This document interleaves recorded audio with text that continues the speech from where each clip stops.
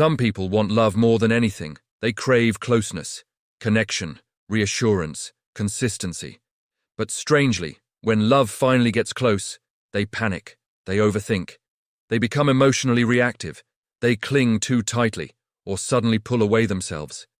And deep down, they don't even understand why they're doing it, because the real problem is not love, it's fear. Fear of being abandoned, fear of being left behind, fear of not being enough for someone to stay, and sadly, that fear often creates the exact outcome they were trying to avoid in the first place. Today, we're talking about how fear of abandonment quietly sabotages relationships and pushes love away without people realizing it. People with abandonment fears often experience relationships differently. Small situations feel emotionally huge. A delayed text, a change in tone, less attention for a day. Suddenly, they're nervous. System reacts like danger is happening, not because they're crazy, but because emotionally, their brain has learned to associate distance with pain.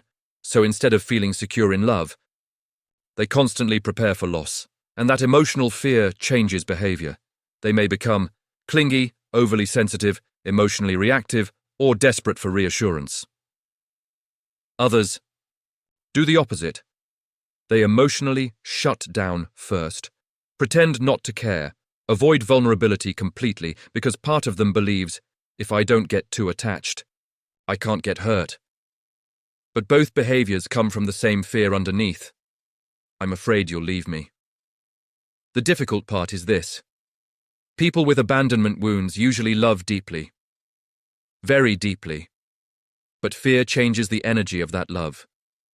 Instead of feeling calm and safe, the relationship starts carrying emotional pressure. Constant reassurance, overthinking, testing, loyalty, emotional monitoring, and eventually, the other person begins feeling responsible for calming fears they didn't create. That emotional weight slowly affects attraction, not because love disappears instantly, but because fear slowly replaces peace. And relationships cannot breathe properly when one person constantly feels terrified of losing the other. Love needs emotional safety to grow, not emotional survival mode. What makes abandonment fear so painful is that most people carrying it are not trying to manipulate anyone. They're trying to protect their heart.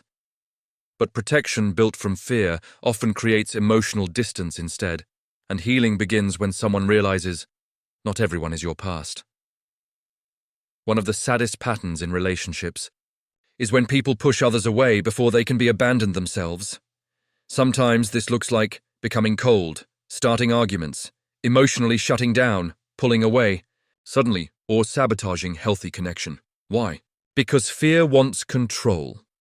If someone leaves unexpectedly, it hurts deeply. But if you create the distance first, your mind feels slightly more protected, even if it destroys the relationship. And many people don't realize they're doing this. They think, I'm protecting myself.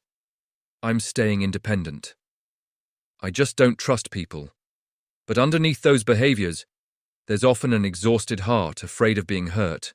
Again, the truth is, no relationship can fully heal abandonment fear for you. A loving partner can support healing, but they cannot become the replacement for your emotional security. Because eventually, real healing begins when you stop asking, how do I make people stay? And start asking, how do I become emotionally safe within myself?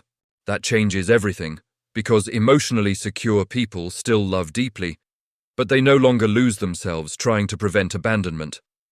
They understand. Rejection is survivable. Distance is survivable. Heartbreak is survivable. And that inner stability creates healthier love, calmer love, more honest love. Love that isn't controlled by fear every single day. Maybe the strongest form of healing is no longer needing fear to control. The way you love, no more chasing, no more panic, no more abandoning yourself just to keep someone else close. And honestly, that's the direction we're moving into next on this channel. Up until now, we've talked a lot about emotional pain, unhealthy patterns, overthinking, attachment, and fear. But in the next series, we're shifting into something different, something lighter, stronger, healthier. We're going to explore emotional confidence, peaceful energy, self-worth, healing, and the kind of calm presence that naturally changes relationships. Starting with our next video, peaceful energy makes people feel safe around you, because sometimes the most attractive thing about a person is not intensity, it's peace. See you in the next series.